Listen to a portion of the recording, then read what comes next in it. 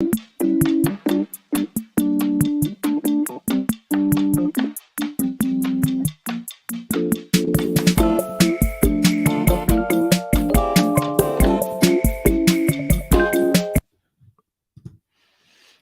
no.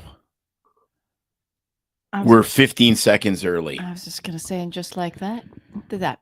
Just like that. That jazz club, not even music. Man, stopped. I love that. You love that music? I do for the intro because it's so cheesy. Yeah. It is like and a massive if you listen to last festival of week's cheese. Doctales and were there for the beginning, you'll hear what I thought of it. That's all I'm going to say. Now you have to go back and listen. It's time to get some, I don't know, heavy metal Thunderstruck going or something. We could do that. But then we would have to pay AC/DC hundreds of thousands of dollars for the rights. Well, or we would have to go to Angus Young and get him to sign the rights over to us for the use in a podcast, which good luck. Well, you know what? Maybe someday we will get there. Maybe and we you will get your connections. All I'm thinking is, since we're climbing the corporate ladder already with our sponsors here that we have today. Thank you to our sponsors. Maybe we will be able to get some rock star music soon. So welcome everybody to another Doctales with Cocktails. And if you're listening on the replay on Monday, welcome to this special episode where we are going to bring you at the end of this episode a special interview that we did today with Ryan Heath from the Gavel Project and Ryan Heath now is it Ryan Heath LLC? Ryan Heath? No. It is the Gavel Project, which is his nonprofit, where Ryan he is suing in the name of freedom and Heath Law. Yes, there you go. That's what I was trying to say. And so that interview we did this morning with Ryan, we are tagging on to the end of this episode. So stay with us, stick around for the end of the Doctales to listen to that seriousness. But for the first part of the show, we are doing our usual Doctales in condensed format. But thank you too. So our sponsor for this evening and this week is Pearson Ravitz. And Pearson Ravitz's story begins with previous guest, actually, Dr. Stephanie Pearson, a passionate OBGYN at the height of her career. And when a shoulder injury struck during a precipitous delivery, her dreams were shattered, unfortunately, leaving her unable to practice medicine. And determined to make a difference, Stephanie began an advocate for her peers, guiding them through the complex disability process. Alongside insurance expert Scott Ravitz, Stephanie founded Pearson Ravitz, a company determined to approach insurance differently. Together, they set their mission to educate and empower physicians to protect their most valuable asset, their income, and the most important people in their life, their family. So today, Pearson Ravitz serves the medical community in all 50 states. At Pearson Ravitz, they understand the unique concerns of physicians, and it's physician-founded and physician-focused. Pearson Ravitz builds human connections before they create quotes. Life can change in an instant, and it's hard to imagine that a sudden illness or injury could leave you and your family in a devastating financial situation. But with a little planning and guidance, you can prepare for every possibility. So visit PearsonRavitz.com today to schedule your consultation with a Pearson Ravitz advisor. Yes. All right. And Stephanie was an amazing interview. Listen to that if you haven't. What a story, and she tells it very eloquently. And it was awesome. Okay, what are we going to next, May? Well, we would like, we're celebrating all week long. It was 4th of July this week. In the past week, that was yesterday. And it's so yesterday. So we all wanted to know, of course, how you celebrated. If you're online in the studio, give us a little shout out about what you did. Those of you that are live with us now. But what we did for the weekend, I guess prior to, I call it 4th of July celebration, was attended the biggest barbecue competition cook-off in the Pacific Northwest here locally. And Tim is going to share some video of that. I'm going to show a little video. I think I'll take the audio down. So this is some footage that I took with my stealth cam. So check this out. Okay. You got to shrink us over to the side so they can see. But what we're showing is some wrong shrinkage.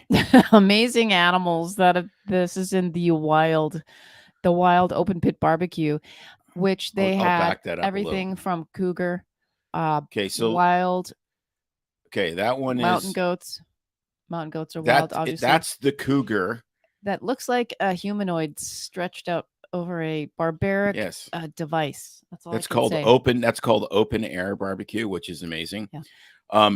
They had mountain goats on there, and we'll just go ahead. The rams. There's the mountain. That is the mountain goat. Are those bighorn sheep? Do you think? Yeah. There's another one right there. And then there is. What is that, Tim? That's a boar. I was going to say somebody's name like Nancy Pelosi. No, that is a pig. Poor little piggy. It's pretty obvious. There's no apple in his mouth. No. And then they also had gator head, wasn't it, on the little side barbecues? And there was a cougar. Yeah. So vegans watching that would be freaking, like absolutely losing their shite. But you don't have the other video or photo that I had. There was 30, wasn't there 30 plus vendors at least? Yes. So we tasted, I think I ate more than Tim did. I went full carnivore other than the dessert I had, which is amazeballs, but everything from pork ribs and mac and cheese with pulled pork to chicken. Because the mac and cheese is carnivore. A lot of you were at the taco stands, I know, but to me, tacos and barbecue don't go together, and don't even try to do it. Just letting you know that. Yeah, that was really quite amazing. Mm-hmm. So and the thing that was wild, people are like, did you try any of the exotic meat? Alligator. Well, I've eaten alligator a bunch of times. We've been going back and forth to Florida as a family for 20 years. So let everybody know who put the event on. Yes, we will. So it was Radiator Supply House and their high performance division, Icebox Performance. And wow, thank you. I've interacted with and met and talked to Will Garrett, who is one of the owners. Tremendous guy, just done tons for the community. Thank you, Will, for what you've done. We'll show the fireworks display you put on, which was wow. If I was in World War I, I'd be having flashbacks. It was really, really great. And to all the Radiator Supply folks in Icebox, it really was amazing. If you ever head this way, little old sweet home, you need to attend that. It's great. And I don't know who won, but I know that my stomach won because I was so happy, as well as the desserts. Well, right. And people are like, did you have the cougar? And I'm like, I've had 31 years of cougar. And I call BS on that because I am not older than you. Nor do I look older than you. So there ain't no cougar in this house. No, you look. I'm definitely not the cub in this relationship. I'm the kitten. But that kitten and has claws. Not the Playboy Mansion type either. Has claws. Not the Playboy Mansion. No, I can't imagine how horrible. I actually had a buddy that I skydived with. This is a very good bunny trail. No, we don't have time for bunny trails. And he worked. He was a chef, and he got a job in the Playboy Mansion when he was still alive. This was 15 years ago, and he's like, "Are you freaking kidding me? I'm going to be working in the Playboy Mansion. I'm going to be making, And he said it was the worst chef job in the entire world. He said, yes, walking around the grotto with naked chicks walking around everywhere was pretty cool when you were 25. But when one of Hugh's girlfriends only ate a certain kind of salad and popcorn, you couldn't learn any chefery. So he's like, okay, yeah, the naked chicks were cool for like a few months, but then I had to like leave and actually get a job that would allow me to advance my career. Yeah, I'm thinking, and not just my libido. Maybe not such an exotic food preparation. No, it was. He was like, and it was creepy as hell. Like that was the other thing. Like he's like, yeah, these were really like Hugh's a weirdo. All the women lived in another house. He lived in his own house. They lived in their own. I mean, it was a really crazy, weird thing. Well, let's leave it at that. Let's leave it at that. But our next house will have a grotto. With one wall. What was I going to say? I love the desserts that were there. They had some amazing things like bacon wrapped Oreos that took like a half an hour to bake. The maple bourbon cheesecake sauce.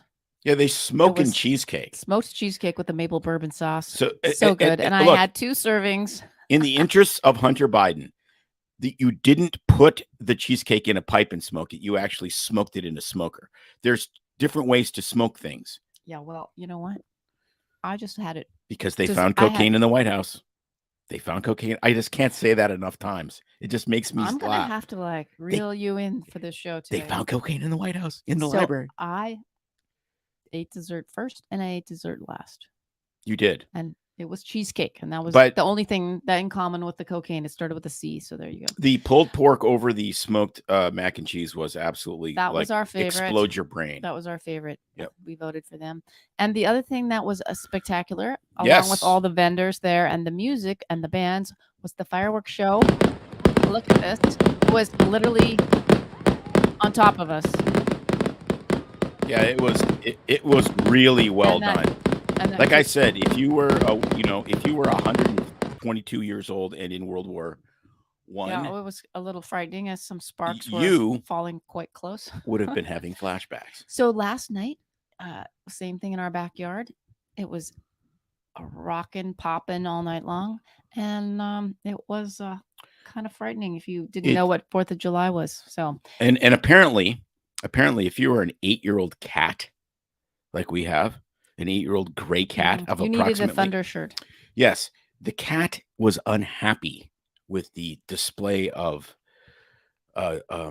explosive jubilance, and his bowels became explosive. Yeah. Which we did not discover till this morning. Fun way to wake up. It was a great way to wake up.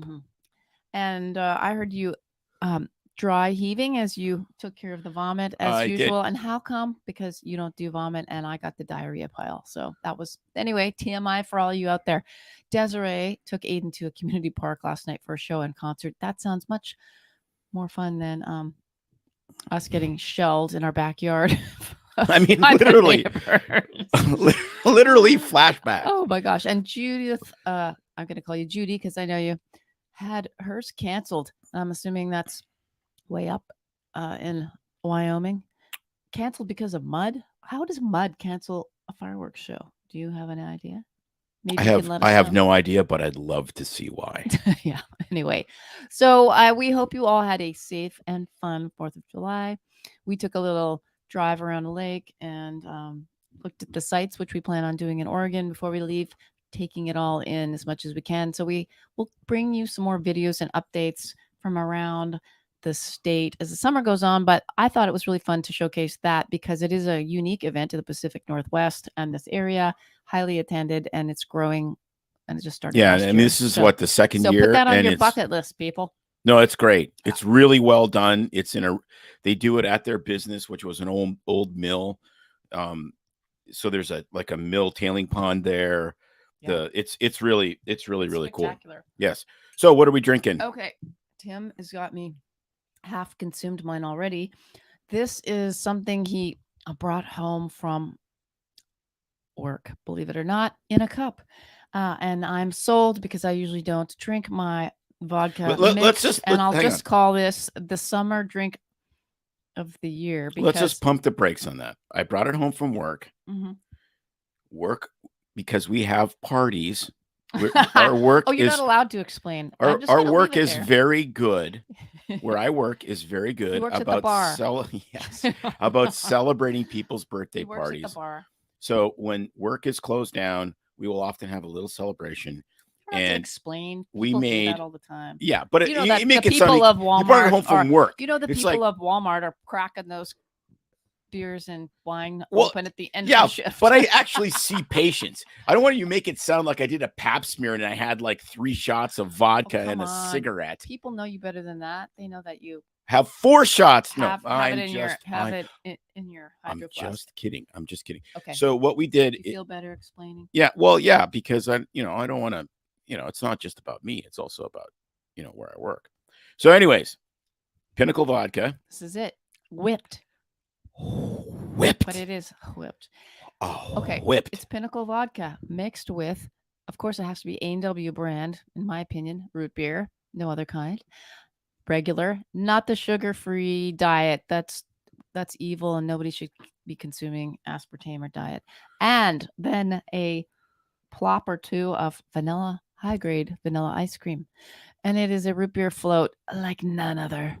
It is very good. Very good. Sweet tea vodka is good with regular tea, says Judy. Yes. I guess we'll have to try that. Or it's good with just sweet tea vodka. I've never heard of sweet tea vodka. No, we should try that. Is that a brand?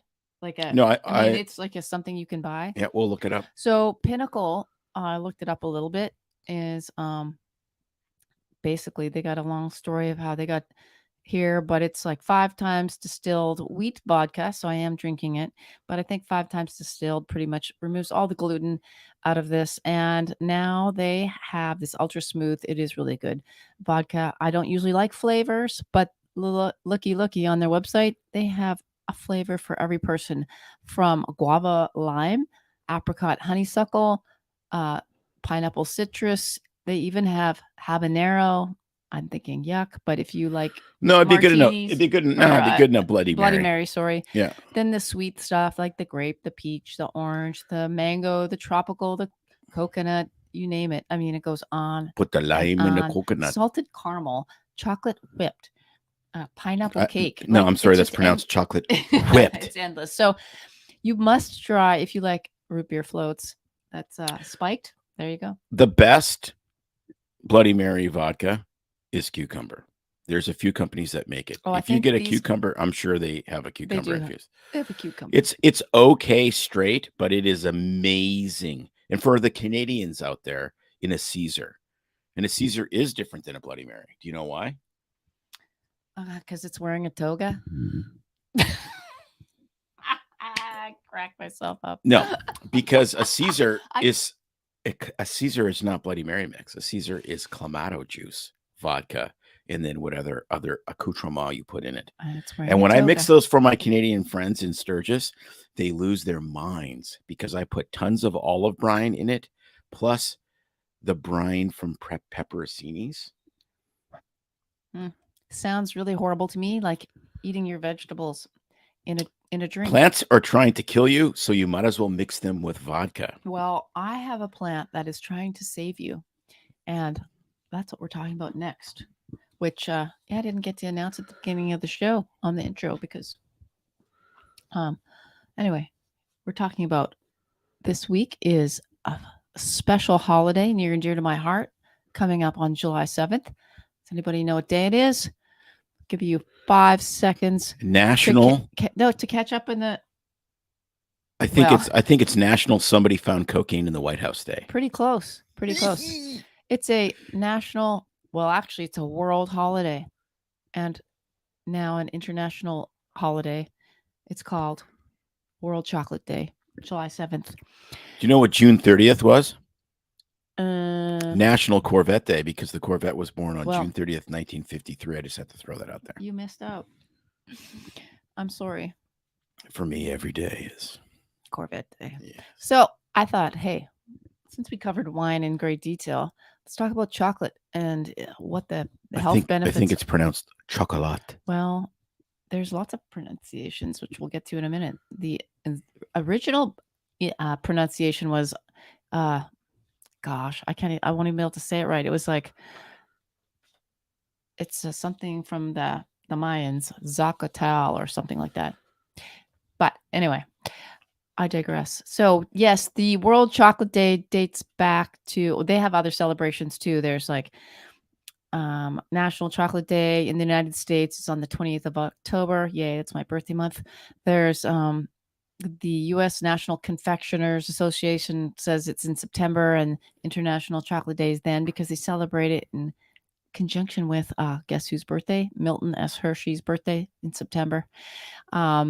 And I think over in Africa they have other days, but basically World Chocolate Day now is July 7th. Is July 7th. And it basically says the introduction of this anniversary dates back to Europe in 1550. What? The anniversary of the That's like before the Magna Carta. The anniversary of the introduction of chocolate to Europe, in 1550. When they introduced chocolate to Europe in 1550, that's basically what they're celebrating. The actual holiday, World Chocolate Day, started in 2009. My bad. Okay. So yeah, chocolate was introduced to Europe. So that was 2009 was after the Magna Carta. Yes. So apparently the Mayans were really the first to actually use chocolate, and they made it into they drank it, mostly like, I think it was, I can't remember if it was hot or cold, but the Mayans were the first to drink it, and then the Aztecs actually adopted it next, and they used it for currency. They used it to barter and trade for clothing and things like that. And then they also drank it, of course. And then it was Christopher Columbus who was the first European to actually sort of see it when he came over, and then took it back to Europe in the 1500s. Okay, so chocolate is from cocoa, right? Mm-hmm, mm-hmm. So what makes cocoa chocolate and not just cocoa? Because cocoa is the bean, right? Yes. So how does it become chocolate? Like, do they mash it up and mix it with milk, or do they roast the beans and crack the beans open, and exactly what they do to it, I don't know. After that, I didn't read in detail. I was too busy looking up all the health benefits. It literally is like cocaine, right? Because cocaine is the cocoa, the coca. So the beans, I know the beans, so they're really bitter. It's like coffee beans, right? And then they have to roast them, pop them open, and then it's how much sugar they add to it to determine whether it's unsweetened and versus semi-sweet milk chocolate, or white chocolate. So it's basically cocoa powder or whatever they get out of the roasted bean with sugar added is what makes it chocolate. Well, yeah. So chocolate is a product of the cacao beans. Cacao beans. Yeah, because the actual cocoa bean grow is in pod-like fruits on tropical trees, and it's part of the family called Malvaceae, which is the same family that grows cotton and okra, believe it or not. So some people can say chocolates are kind of indirectly vegetables because of that. Yeah. And then basically they are grown now mostly in Africa. Africa produces 70% of the world's chocolate, most of it on the Ivory Coast, and imported from there. Okay, so the Ivory Coast as in the country, because that is a tiny country. Mm-hmm. So that is a massive industry. The Ivory Coast produces 30 to 40% of the world's production of cocoa. Holy moly! But Africa, that's unbelievable. Africa itself, 70%. Yeah. No, that's amazing. That's production. Consumption is different. Do you know what the biggest consumer country of chocolate is? I would guess Switzerland. And you would be right. Yes. Yes, because nothing says Switzerland like a Toblerone.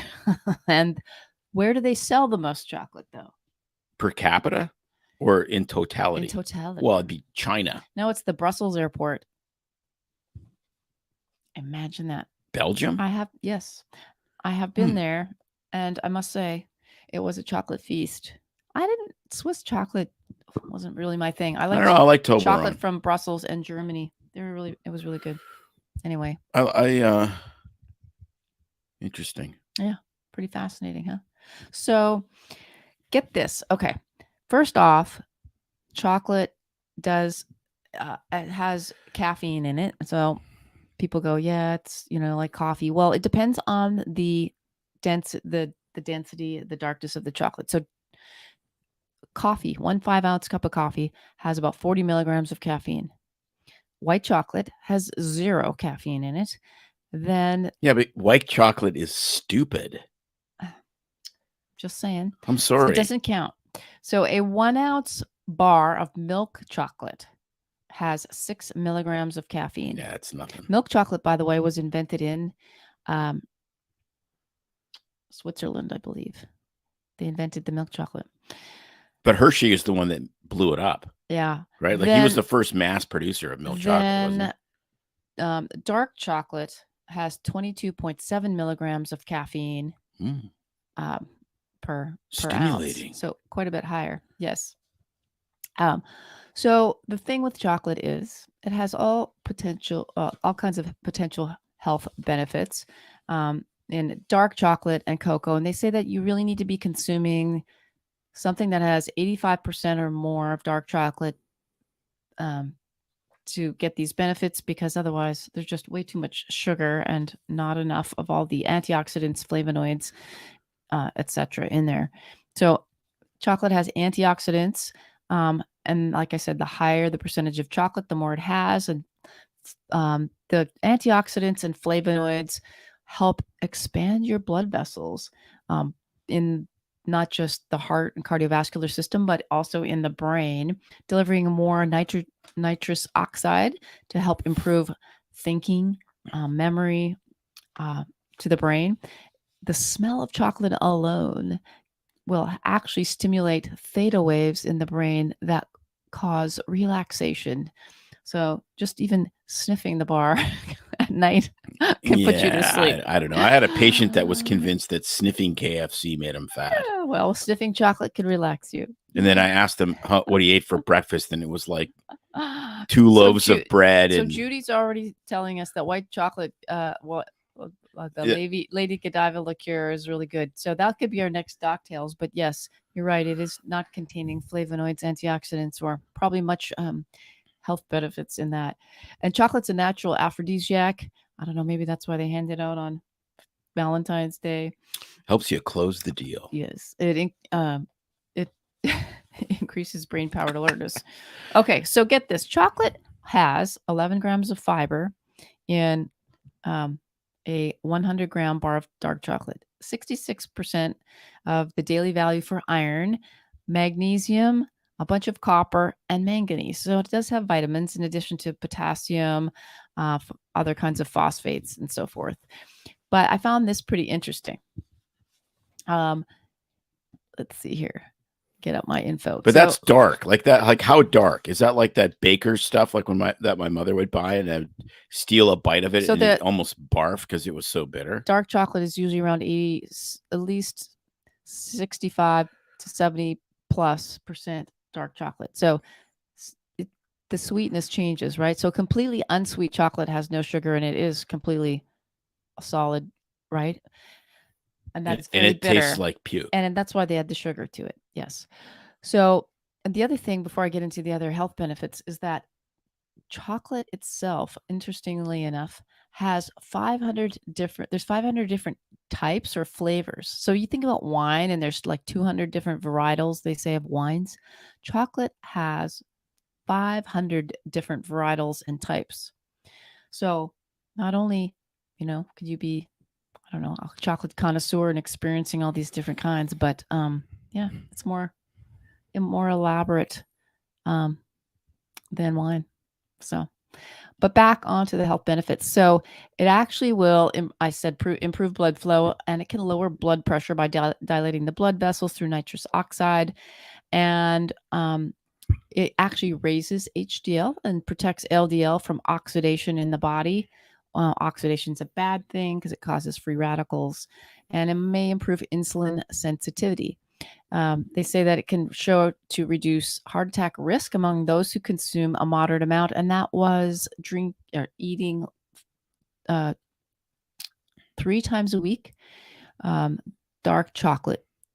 But obviously, eating more than 45 grams of chocolate per week will kind of negate those. And obviously, the more sugar in it, the worse off you are. And if you're diabetic, this is not going to help you at this point. It may protect your skin from the sun because of bioactive compounds in dark chocolate. Flavonols can protect against sun damage, improve blood flow, increase skin density and hydration. And yeah, they've done all kinds of studies on it. And basically, the bottom line is that consuming it in moderation, maybe 3 times a week in small quantities, and it's got to be over 70% or higher cocoa content, will help your health. So. I think most people won't tolerate 70% cocoa content. No, and that's my guess. So, because that's really dark chocolate. It's really dark, and it's really pretty bitter. Yeah. Now there is a substance in there. Everybody talks about that it's going to kill their cats and dogs, and it is harmful to cats and dogs. It's called theobromine, and it's a chemical that's in chocolate, and they can't metabolize it, and it can cause cardiovascular. Do you know what else is harmful? Don't feed it to your cats and dogs. Fireworks. It makes our dog shit his pants, or a cat. Our dog would just not pants. Would just quiver. It was horrifying to witness her, and but the cat loses his bowels. Yes. Just like somebody that lost cocaine in the White House. I just can't. That's your favorite story. I know. It's so insane. Like, because like it actually next week they're going to figure out who lost the cocaine. And I guarantee you it's going to be an alien that has just anally probed one of the White House staffers that beamed through the ceiling of the White House, dropped their dime bag of cocaine whilst anally probing something. They have video cameras everywhere there. It should be easy to figure out. It was in the library. It's filled with video cameras. Aliens. Guaranteed aliens. Well, if you're starting that amount of cocaine, I'm sure you did see. I'm like, and how do you have so much cocaine in the White House that you inadvertently leave it in the library? Oh, look. They have all they have every book written by J.A.R. Tolkien. I'm gonna do a line and read The Hobbit. You want to know my thought? I think you could. This is my sleuthing deduction. I don't think anything based on. I'm thinking like Agatha Christie and Magnum PI combined. This person was older, and they had super long eyebrow hair, so that when they bent over to snort their line, it caught in that brow hair and then shook off and flew around the library. So I'm thinking we need to look for somebody with ungroomed, very long professor. I think eyebrows. The fact that we know about this tells you everything you need to know. The fact that we know about this and the Secret Service or whoever came out with the story means that this is David Copperfield. It's watch the right hand whilst the left hand picks your pocket. Something else is going on, because this would be super duper easy to cover up, because it's not like you can just go online and go White House Library video feed.com, push a button. So I smell PSYOP 10 miles deep on this one. I think that there is some sort of bizarre secondary story diversion technique that's going on. Either that or it's the cure for Alzheimer's. Well, and who knows, right? Yes. And dark chocolate and cocaine may. And I was just reading a publication today from someone that believes, and who knows, that Alzheimer's, since you mentioned, is actually a spirochete infection. Maybe that contributes to it, and that I mean, who knows? Some of all these things are.